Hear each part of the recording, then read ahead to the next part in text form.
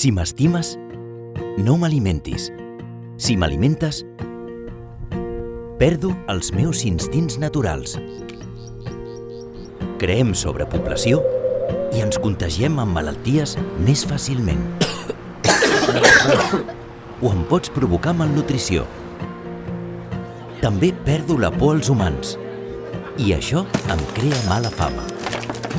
En canvi, si no m'alimentes, faràs que el programa de gestió ètica que posa en marxa el nostre Ajuntament sigui efectiu.